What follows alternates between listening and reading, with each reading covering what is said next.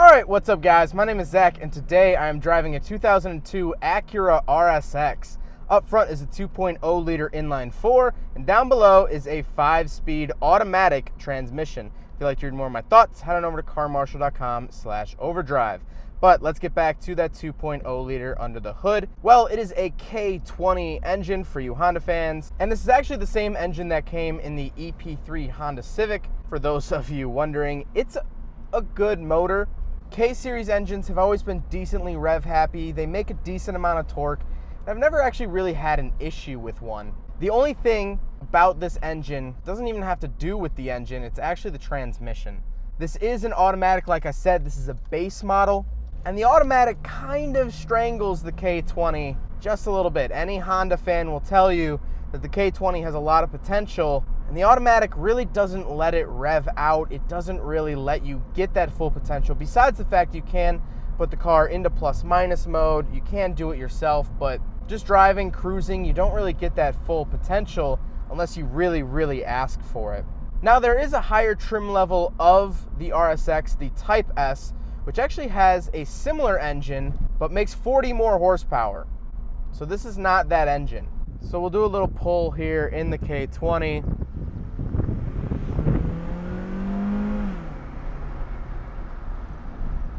Yeah, not a whole lot going on, honestly. I mean, I really do think that automatic transmission really hurts it. It doesn't really do the engine any favors.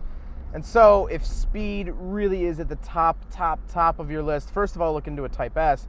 But if you can't afford one, definitely look into getting a manual. It's going to be a lot more fun to drive, a lot more engaging, and it's going to let that K20 do its thing. And last but not least about the RSX drivetrain is that it is front wheel drive. So let's talk about the interior. Well, in front of me, I have 4 gauges. On the far left is my coolant, middle left is my tachometer, center right is my speedometer, and then on the far right is my fuel gauge, and then I have a little electronic odometer.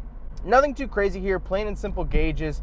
They are pretty early 2000s. They're sort of the white-faced, Fast and Furious looking gauges a little bit, but they're very easy to read, and that's definitely what I look for when I come to gauges, because I want to be able to read them. On the steering wheel, all I have is my resume and cancel buttons for the cruise control, which is nice, but actually to turn on the cruise control is a button separately over to the left. So on the left, I do have my cruise control button, like mentioned.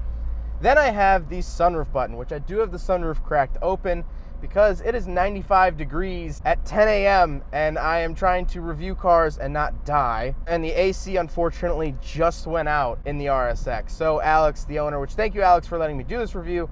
Alex has ordered a new compressor, but it won't be here for a couple of weeks. But getting back to it, I do have a sunroof button. And then on the far right, Alex actually did this. This is custom.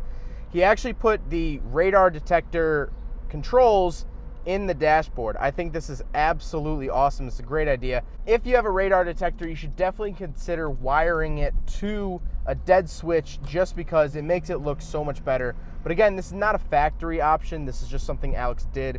But as a public service announcement to all the viewers, if you have one, please do this. Then down below that, we just have our mirror switches. On the door, I have child locks and my power mirrors, and that's it. In the center, I do get my AC controls, very tactile, giant knobs, very easy to see. You do have auto climate controls if you would like to do that, and then you do actually have digits for the AC, 62 and 82 being your low and high. Down below the climate controls, the radio has since been changed out because, like I always say, radios from the early 2000s were absolute garbage, and so, of course, Alex has switched it out for a Pioneer unit. It's not a factory unit, does not come in RSXs. It is an aftermarket one, but it's nice that you're able to put an aftermarket radio into these cars without much issue. Then down on the center console, I actually have a tray, and then if you hit a different button, it's a cup holder. So it's a sort of a dual purpose little cubby down below. I really like that. It definitely adds more space to a somewhat small inside cabin. Then we come to the shifter. Like I said, it is a 5-speed automatic, and you can shift it plus minus if you really want to. This is the base model. This is not the performance model. It's just a stock K20. You're not going to be plus minusing all the time unless you're a high school student who has something to prove. Then I do have an actual physical handbrake, which does not have the stock handbrake button. It is a Pioche button, which I really like, but that is aftermarket. But I like the fact that it has a physical handbrake. I don't like these button power assisted handbrakes at all. Now we'll talk about the seats. The seats are pretty comfortable. They have decently high bolstering, surprisingly enough, for a base model. I really like them. The fabric matches the doors. Overall, it's a good look. But speaking of seats, this is a 4-seater technically, so we will do a back seat review. Try to get in. Oh, no, okay. All right, okay. All right, we're in, sort of. Get my stupid foot in. Okay, bring this back, and okay. Well, actually, the rear hatch kind of gives me a little bit more headroom, but any bump, and I am going to nail that window. Not going to be comfortable for anyone over 5'5", really. I'm 5'11", and I'm squished, but also I understand I'm not the smallest human in the world.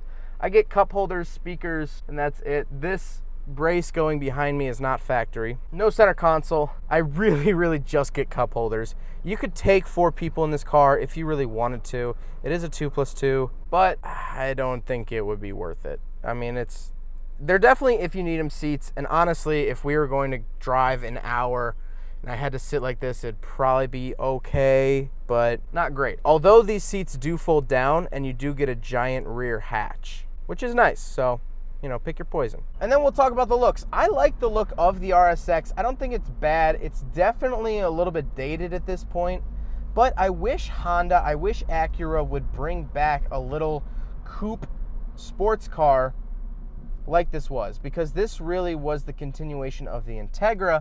And as we know here on the channel, Integras are a bunch of fun to drive. They're fun little sporty cars, and so I wish that they'd bring something back like this. But that being said, these were actually sold as Hondas elsewhere. So if you do see a Honda that looks exactly like this, it was either 1, rebadged by a weeb, or 2, it was actually sold in a different country. Now, the last thing I really want to talk about with the RSX is that, yes, here on the channel, I actually have reviewed another 2002 Acura RSX in manual. But that was my 3rd review. I really didn't know what I was doing. It was my first review of a car not owned by someone in my family. I still used copyrighted music in that video. It's not a good video. And so I wanted to revisit the RSX over 4 years later and see how my opinion has changed. And the truth of the matter is that this is a really good car if you want to get into cars. This is a good gateway drug, is what I want to say. Is that Alex, the owner, he actually used to autocross this car, and since he's moved on to other chassis and got into drifting and all that stuff, but this was what he started out on. There's plenty of aftermarket support for RSXs because they're Hondas. They have tons and tons of aftermarket support. If you want to throw a different head on a K20, you can order one and have it at your door in less than 3 days. Super easy to build, super easy to modify. And so if you're looking at getting into cars, or if you're not even sure you want to get into cars, but maybe you'd like something a little bit sportier than an Accord DX, I would definitely recommend looking into RSXs. They're Honda built, so you know that they're going to last a while. They're not super expensive. They have good chassis, and you can do a lot of aftermarket support to these cars, which is super nice. Well, I hope you guys enjoyed the video. I hope you guys learned something about the 2002 Acura RSX base model. Don't forget to rate the video, comment on the video, and subscribe if you really liked it. Take care, guys. Aside from my soul.